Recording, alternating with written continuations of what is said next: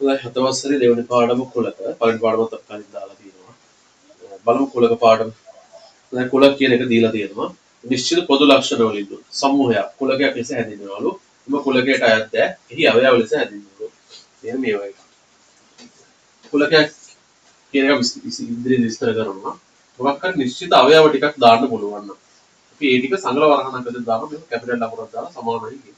අවුරුම තියලා විස්තර කරනවා මේවා. එතකොට මොකක් හරි එකම හැඩේ එකම ලක්ෂණ වලින් ඉන්න ඕන. බලමු දෙනවා මොනවද කියලා. දැන් දෙනවා කුලක සඳහා උදාහරණ. පළවෙනි එක පන්තියක සිටින පිරිමි ළමයි. එහෙනම් පන්තියක සිටින පිරිමි ළමුන් ගහම දැන් තියෙනවා හරියටම දාන විදිහ. මොකද්ද පන්තියක් තියෙනවා මොකක් හරි. ඒ පන්තියේ ඉන්න පිරිමි ළමයි ටික තමයි ගැන තමයි කතා කරන්නේ. හොඳයි. ඔක්කොම පිරිමි ලෝක පිරිමි කියන්නේ මේක තමයි. යම් සීමාවක් යටතේ අපිට ගැන්විය හැකි එහෙම කොටසක් තමයි ඉන්නේ. පළවෙනි උදාහරණේ මේක. දෙවෙනි උදාහරණේ කියනවා මීටර 1කට වඩා උස ළමයි. දැන් මේකෙදි ළමුන් ඉන්නවා ළමුන්ගේ උස පිළිබඳව සීමාවක් තියනවා. යම් කිසි මට්ටමකට වඩා උස ළමයි තමයි වෙන්නේ. එතකොට යම් සීමාවක් දෙනවා. උස ළමයි කියොත් අපිට හිතන්න බෑ. මොකද පොඩි ළමයෙක් පොඩි කෙනෙක් වුණා, පොඩ ළමයෙක් වුණා, එයා තව කෙනෙකුට වඩා උස නම් එයාත් උස වලට තමයි වැටෙන්නේ. ඔව් එහෙම බෑ. ඒතර එයාට වඩා උස කෙනෙක් ආවොත් එතන ප්‍රශ්නයක් වෙනවා. ඒ නිසා යම් මට්ටමක් දුන්නොත් සීමාවක් දුන්නොත් අනිවාර්යෙන් ඊට එහා ගන්න පුළුවන්. එහෙනම් මුල් එක අනුව නීති තමයි පළවෙනි එක යම් ප්‍රමාණයක් පිරිසක් දීලා තියෙන්න ඕන හරියටම දෙවෙනි එකට යම් සීමාවක් දීලා තියෙනවා. හරියටම කවුද කියලා කියනවා තුන්වෙනි එකේ දීලා 0.10 අතර පූර්ණ සංඛ්‍යාව. දැන් 0.10 අතර ගත්තාම එතන පූර්ණ සංඛ්‍යාව. එතන බලන්න 0.10 අතර ගිහම එතන සීමාවක් තියෙනවා. මේ ටික තමයි පූර්ණ සංඛ්‍යාව. කවුද කියලා තියෙනවා. සීමාවයි කවුදයි කියලා දීලා තියෙනවා නම් ඕනම කුලකයක් ලියන්න පුළුවන්. ඒකට තමයි අපි නිශ්චිත පොදු ලක්ෂණ වලින් යුත් සමූහයක් කියලා කියන්නේ. සමූහය කියන්නේ සෙට් එකක්. සෙට් එක තමයි කුලක විදිහට ගන්න පුළුවන්. අදීලා තියෙනවා කුලක නොවනේ වසදා හොදා. බලන්න ආකාශයයි තරු. ආකාශයෙන් තරු ගැරලි ඉවර කරන්න බෑ. කොච්චරක් තියෙනවද කියලා අපි දන්නෙත් නැහැ. ඒ වගේ කුලක වලට ගන්න බෑ. ඒකට ලස්සන ළමයි. සීමාවක් නැහැ. එහෙනම් හරියටම විස්තර කරන්නත් ඕනේ. සීමාවක් තියෙන්නත් ඕනේ. තුන්වෙනි එක දිනවා 0.1 අතර පූර්ණ සංඛ්‍යාව. සීමාවක් දීලා තිනවා. හැබැයි 0.1 අතර පූර්ණ සංඛ්‍යාව පවතින්නේ නැහැ. 0.1 අතරදී දශම සංඛ්‍යාව විතරයි. 0.1 0.2 ඔවගේ 0.9 ඊපස්සේ 1. එතන මේ අතරේ කිසිම විදිහකට පූර්ණ සංඛ්‍යාවක් තියෙන්න බෑ. ඒතකොට මේකට අවයව නැහැ. ඒක කුලකයක් වෙන්නේ නැහැ. ඊළඟට දෙනවා කුලකයක් ලියා දැක්වීම. එතන දිනවා කුලකයක් ලියා දක්වන ක්‍රම තුනක් ඇත කියලා. බලමු පළවෙනි එක. ඒක ඇවිල්ලා අවයව සංගල වරහන් තුල දැක්වීම. මේක බලමු. කුලක අවයව ඉංග්‍රීසි කැපිටල් ලකුණකි. නම් කර සංගල වරහන් තුල දැක්වීම. ඒදී සිදු කරන්නේ මෙහෙම ගමු. අපි ගමු මෙහෙම උදාහරණ.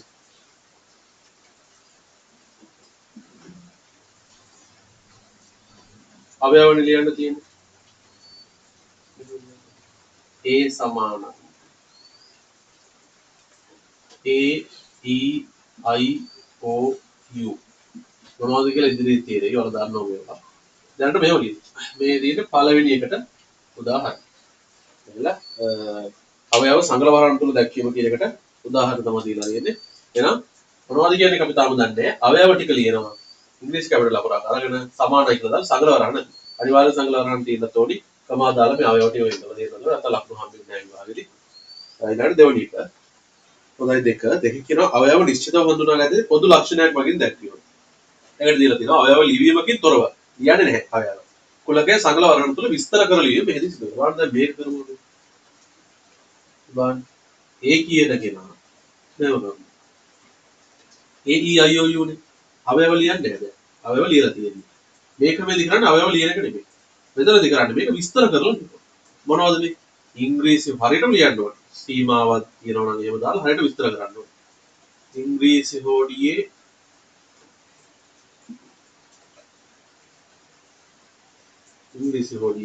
ස්වර අක්ෂර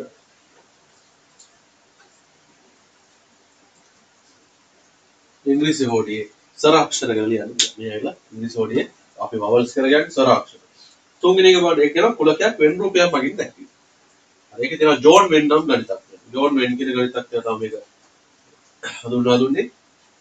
ජෝන් වෙන් නම් ගණිතඥයා විසින් කුලකයක අවයව සම්මූර්ත රූපයක් තුළ ලියන බෙහෙදිස් රූපය. එයා තමයි මේක හඳුන්වලා දුන්නේ.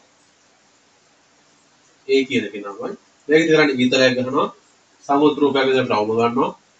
මේ අවයව ටික පිළිවෙලක් අවශ්‍ය නැහැ. කොහොම හරි ලියන්නයි තියෙන්නේ. හරි ඕනි. මේ ගොඩාක් අදලා ඉන්න පන්ති වල අපි ගොඩාක් මේකෙන් වැඩ කරනවා. කුලක් කියලා වෙනම පාඩමක් තුන මේකෙන් විතරක් වෙන හොඳට වැදගත්. මේ ක්‍රම තුනට තමයි තව ක්‍රමයක් තියෙනවා එක බාරකට නැහැ මේ අමුද්දී. මේ ක්‍රම තුනට තමයි කුලකයක් නම් කරන්නේ.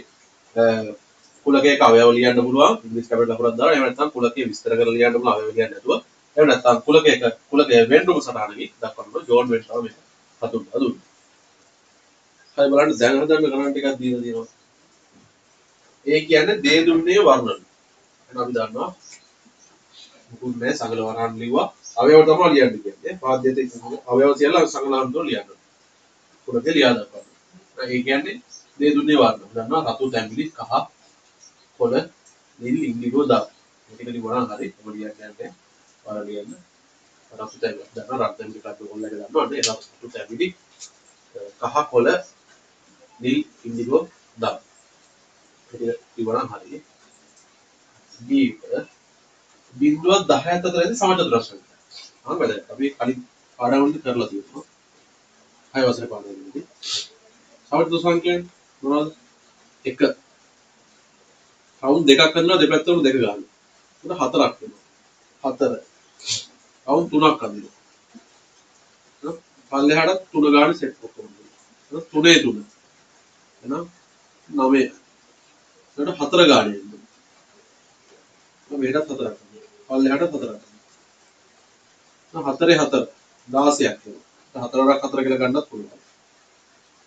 මොකද මෙයා ඉන්නේ 1 වරක් 1, මෙයා 2 වරක් 2, මෙයා 3 වරක් 3, මෙයා 4 වරක් 4. ඔන්නෝම ඊළඟට නවන්න 5 වරක් 5. එයා 16යි. 25යි. මේකට වර්ග සංඛ්‍යාවකට පිටපත් දෙන්න කියනවා. දැනට සමචතුර සංඛ්‍යා කරලා උදේ දාගත්තම හරි. එහෙනම් 1ක් 10 අතරනේ. 1යි 10 අතරේ මේ තුන් දෙනා විතරයි. 1 4 9 කියලා තුන් දෙනා විතරයි. එහෙනම් සංගල වරහන දැම්ම 1 4 9. C රතු වතුර යන වචනේ අකුරු කුලකය. අකුරු තමයි යෝනි. එතකොට අපි රයන්න, තුයන්න, වයන්න ලියලා රතු තුර කියද්දී ආපහු මේ අකුරු දෙක ඇවිල්ලා තියෙනවා. එහෙනම් රයන්න තුයන්න එක. රීතියක් තියෙනවා. රීතියක් එක.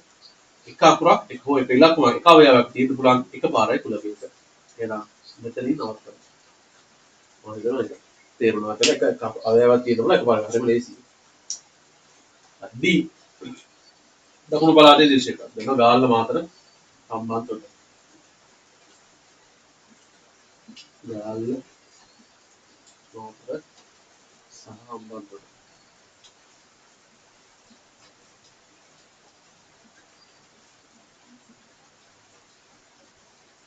E 34124 සංඛ්‍යාවේ ඉලක්ක. නීතිය තමයි එක ඉලක්කම ලියන්න පුළුවන් එකපාරයි.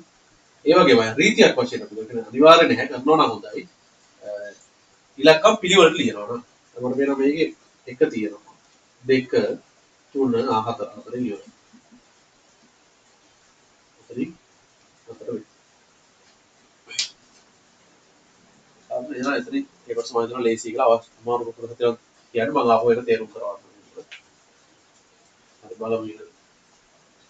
දැන් ඔය ඇසුරෙන් තමයි මේ ඉතුරු ප්‍රශ්න ටික අහලා තියෙන්නේ. බලමු ඉතුරු ටික. දැන් ඔය ඇසුරෙන් තමයි ඊළඟ ප්‍රශ්න ටික අහලා තියෙන්නේ. ඉහත දී ඇති කුලක වලට අනුව පහක් දැක්වෙන ප්‍රකාශය සත්‍ය හෝ අසත්‍ය බව සඳහන් කරන්න. දැන් අහනවා රතු කියලා කියන කෙනා ඒ කුලකයේ අවයවයක්. දැන් යනවා මෙතන තියෙන පටන් ගන්නම රතු වලින් රතු තැඹිලි මොහොමඩියන් අවයව. එහෙනම් රතු කියන කෙනා ඇත්තටම අවයවයක් තමයි. සත්‍යයි කියලා ලියවලා හරිම හරියට දාන්න. සත්‍යයි කියලා ලියවලා. දෙවනේ කියනවා 3 කියන කෙනා B කුලකයේ අවයවයක්. B කුලකයේ 3 කියන ඉලක්කම ඉන්නවද බලන්න. එහෙම නැහැ. නෑ යා වැරදි. අසත්‍යයි. අසත්‍යයි කියලා ලියවලා හරි. C එක බලගේ පිටුවේම යන්නේ. C එක රතු කියන කෙනා C කුලකයේ අවයවයක්. රතු කියන කෙනා 3 වෙනි එකනේ. C කුලකයේ අවයවයක්. එහෙම නැහැ. ඒක අවයවයක් නෙමෙයි. මොකද රතු වතුර කියලා කිව්වට ඒක වචනයක්. රතු කියලා මෙයා අහන්නේ රතු තියනවද කියලා අහන්නේ. වචනේ රතු කියන වචනේ තියනවද? රතු කියන වචනේ නැහැ මේකේ. හරිද? එහෙනම් රයන්න තුයන්න විතරයි තියෙන්නේ. එහෙනම් රතු කියන වචනේ නැහැ. එහෙනම් මේකින්ද අසත්‍යයි කියලා ලියනවා. ඊළඟට මාතර කියන කෙනා D කුලකයේ අවයවයක්. ඔව් මාතර කියන කෙනා D කුලකයේ අවයවයක්. තමයි නේද? සත්‍යයි. පහ බිඳුව E කුලකයේ අවයවයක් නෑ. බිඳුව කියන කෙනා E කුලකයේ නැහැ. එහෙනම් ඒක අසත්‍යයි. හරි අපි බලමු දෙවෙනි එකත් මම දාන්නම්. ඒත් හදලා බලන්න ඒක. හොඳ බලමු දෙවෙනි එක. ඒක දෙනවා k කියලා කියන්නේ 1 10ත් අතර ඇති තුනේ ගුණාකාරලු. මේ කුලකේ වෙනුම් සටහන දක්වන්න. එහෙනම් 1 10 අතර තුනේ ගුණාකාරනේ. තුන් වරක් චක්‍රේ. 3 6 9. හරි තුන් වරක් 3යි තුන් වරක් 2යි තුන් වරක් 9. ඉතින් හරම වැඩක් නැහැ. එහෙනම් 3යි 6යි 9යි කියන තුන් දෙනා මේක ඇතුළේ ලියවනම් ඊළඟට b 2 4 6 8 මේ L කියන කුලකේ තියෙන්නේ L කුලකේ අයව සගල වරහන් තුල ලියන්න. ඒ මේ ටිකම සගල වරහණකින් ලියන්නයි තියෙන්නේ. එහෙනම් 2 4 6 8 මොකද ලියවන හරි. ඊළඟ දෙවෙනි එක කියනවා ඒකේ අවයව නිශ්චිත හඳුනාගත හැකි පොදු ලක්ෂණයකින් මේ කුලකේ ලියන්න ඕන. දැන් මේ 2 4 6 8 කියනවා හරියටම ලියන්න ඕන. විස්තර කරන්න ඕනි සීමාව ඇතුලේ ගන්න. එහෙනම් 2 4 6 8 නම් මෙයා මට පේනවා බිඳුවත් 10ත් අතර නෙමෙයි තියෙන එකක් තියෙන්නේ. ඒකත් මට හිතන්න ඕනේ. බිඳුවත් 10ත් අතර 9ත් අතර වෙන්නත් පුළුවන්. බිඳුවත් 10 අතර මම බලලා මොනවද මේ කියලා. ඒකට දෙකෙහි ගුණාකාර. එහෙනම් දෙකෙහි ගුණාකාර.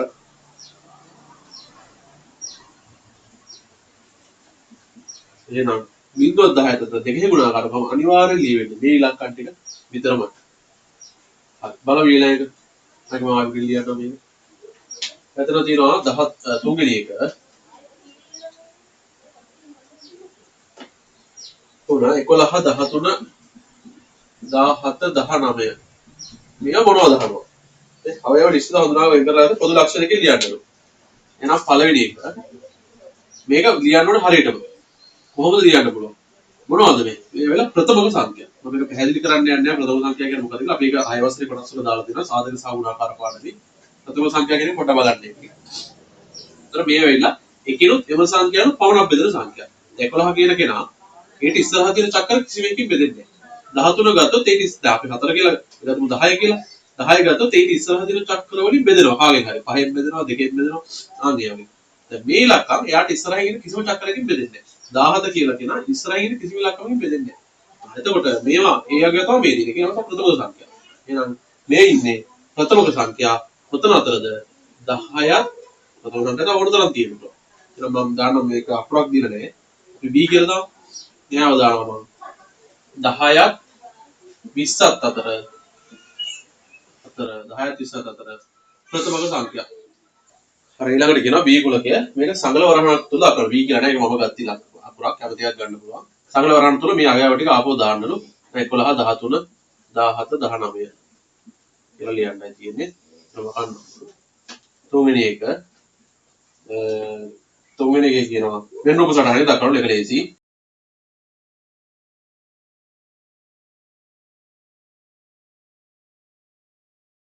හොඳයි එහෙනම් අපි බලමු ඊළඟට පාස් පේපර්ස් ගණන් ටික. හරි පාස් පේපර්ස් ගණන් ටික බලමු. පළවෙනි කියනවා A කියන කෙනා 1 10 අතර ප්‍රථමක සංඛ්‍යාව. ප්‍රථම සංඛ්‍යාවක් අපි කලින් කතා කරා. ඉතින් සංඛ්‍යාව ගත්තොත් එයා ඊට කලින් ඉන්න කිසිම සංඛ්‍යාවකින් බෙදෙන්නේ නැත්නම් එයා ප්‍රථම සංඛ්‍යාව හැබැයි එක ඇරුණා. ඒ කියන්නේ අපි ප්‍රථම සංඛ්‍යාවක් කියලා ගන්නෑ. එකයි ප්‍රථම සංඛ්‍යාව ඇරුණා අපි අනිත් ඒවාට කියන සංයුක්ත සංඛ්‍යා කියලා. හරි. ඒක කතා කරලා දෙන කලින් 6 වසරේ කොටස් වලට 1 10 අතර ප්‍රථමක සංඛ්‍යාව. වෙනම සටහන දක්වන්න. ඉතින් අපි මොකක්ද කියලා බලමු මේ 1 10 අතර ප්‍රථම සංඛ්‍යාව. දැන් කියන කෙනා ගන්න බෑ. 2 කියන කෙනා ගත්තොත් එයා ඊට කලින් ඉන්න කිසිම ඉලක්කමකින් බෙදෙන්නේ නැහැ. 3 කියන කෙනා ගත්තොත් ඊට කලින් ඉන්න අයගෙන් බෙදෙන්නේ නැහැ. 4 ගන්න බෑ මොකද එයා දෙකෙන් බෙදෙනවා.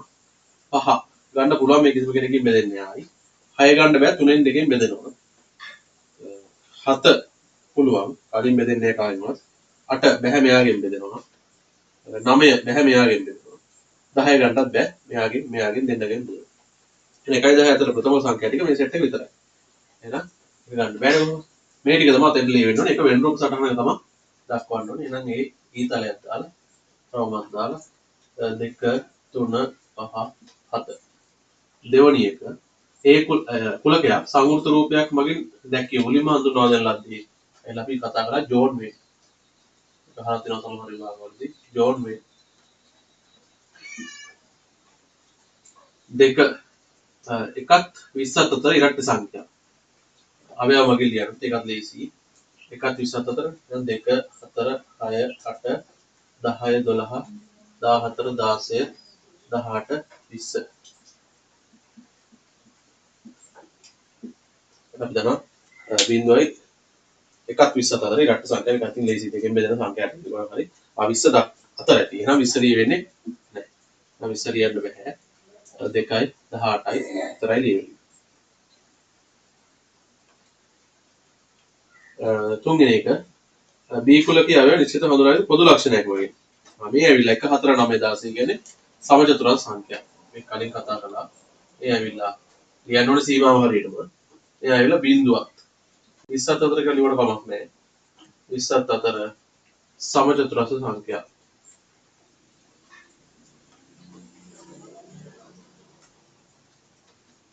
බිඳුව 30 අතර සමචතුරාර්ය සංඛ්‍යා. තුන්වෙනි එක බලමු. වඩු මඩුව යන වචනේ අකුරු ගොල්ලකේ සංගල වර්ණ තුන ලියන්න ඕන. කැමති අකුරක් ගන්න පුළුවන්. දැන් මම x වගේ අකුරක් ගන්න. වඩු මඩුව. එහෙනම් වඩු මම යන්න විතර ලියන්න පුළුවන්. ඉතුරු අකුරු දෙක ආපහු තියෙනවා. 4 a සිට එකේ සිට 22 දක්වා එකේ සිට 10 තෙක් දෙකේ ගුණාකාර සංගල වර්ණ තුන ලියන්න ඕන. එහෙනම් දෙකේ ගුණාකාර එකේ ඉඳලා 10 දක්වා 2 4 6 8 පහ මේ ටික මකන්නවා. පහ 1 3 6 10 ඒ සමාන 1 3 6 10 ඒ කුලකේ වෙනත් ආකාර දෙකකින් ලියන්න. පළවෙනි විදිය තමයි දැන් මේ අපිට දීලා තියෙන අවයව ලියන නම් අපි එකක් විස්තර කරලා ලියන්න පුළුවන්. අනිත් එක වෙන රූප සටහන් ලියන්න ඕන. ක්‍රම තුනයි අපිට තියෙන්නේ. එහෙනම් මේකේ අවයව ටික ලියලා අපි එහෙනම් විස්තර කරලා ලියනවා. 1 3 6 10 කියන්නේ මේ ත්‍රිකෝණ සංඛ්‍යා රටාව. දැන් එක වෘත්තයක් ඇඳුත් ඒක වටේ ත්‍රිකෝණයක් ඇඳලා. ආයි පාදමඩ දෙකක් කරා එකක් උඩට ගත්තොත් ආයි ත්‍රිකෝණයක් ඇඳලා. පාදමඩ තුනක් කරා ඊළඟට දෙකක් කරා ආයෙ එකක් ඇඳලා ත්‍රිකෝණ සංඛ්‍යාවක් ඇඳලා. පාදමඩ හතරක් කරා ඊළඟට තුනක් කරා දෙකක් කරා එකක් ඇඳලා ඒ ත්‍රිකෝණයක් ඇඳලා. මෙතන 1යි මෙතන 3යි මෙතන 6යි මෙතන 10යි. ඒක එන්නේ මෙයාට දෙකක් එකතු කළොත් 3යි. 3ට 3ක් එකතු කළොත් 6යි. 6ට 4ක් එකතු කළොත් 10යි. මේ කෙනෙක් වැඩියෙන් වැඩි කරගෙන යන හරිය. 10ට ඊළඟ එකතු වෙන්නේ 5ක්. 15යි. ඒක 6ක් එකතු වෙනවා. 21යි. ඔන්න ඔහොම තමයි. දැන් එහෙනම් 1 3 6 10 කියන්නේ බිඳුව විස්තර කරලා ලියනවා මෙහෙම. බිඳුව අපි ගමු 11ත් අතර කියලා. නැත්නම් බිඳුවේ සිට 10 තෙක් වගේ ලියන්නත් පුළුවන්. අතර ත්‍රිකෝණ සංඛ්‍යා.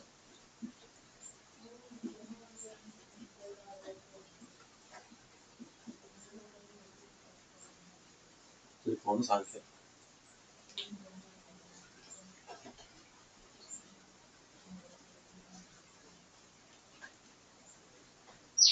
දැන් 6 වෙනි එක අපිට තව විදිහකට ලියන්න ඕනේ.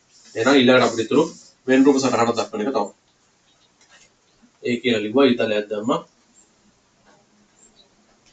ත්‍රිකෝණ සංඛ්‍යා ටික ලිව්වා 1 3 6 10. 6 වෙනි එක බලමු. ඒ සමානයි 2 3 5 7. මේ කුලකේ වෙන රූප සටහන දක්වන්න මේ තියෙන ප්‍රථම සංඛ්‍යා වෙන රූප එක දක්වන්නයි තියෙන්නේ. 2 3 5 7.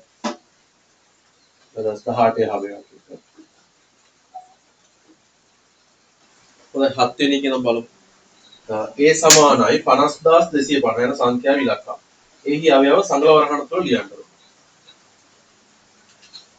7 එහෙනම් දන්නවා රීතියක් තියෙනවා පිළිවෙලට ලියනවා හොඳයි. නීතිය තමයි එක අවයවයක් එකපාර ලියන්න ඕනේ.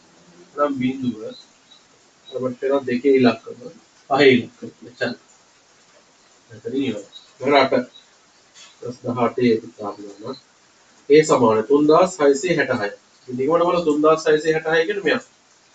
එහෙනම් ඒ කුලකයේ අවයව සංගල වරහන් තුළ ලියන්න ඕනේ. මේ කුලකේ ලියා දක්වන්න.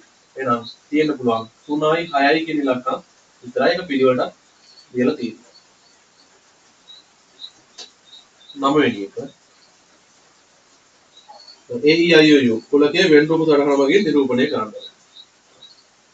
එහෙනම් AEIOU ඔන්නේ අපි බලමු 10 වෙනි. 10 වෙනි එක 2 3 5 7 11 13 මේ කුලකය නිශ්චිතව හඳුනාගත හැකි පොදු ලක්ෂණයක් වගේ ලියා දක්වන්න.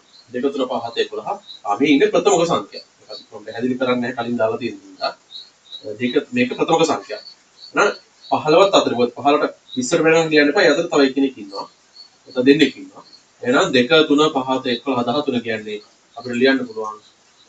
ඉස්සර කරලානේ පොදු ලක්ෂණයක් වගේ. එයා ඇවිල්ලා දෙකත් එකත් බිඳුවක් කියලාම එකම බිඳුවක් 15ත් අතර ප්‍රථමක සංඛ්‍යා.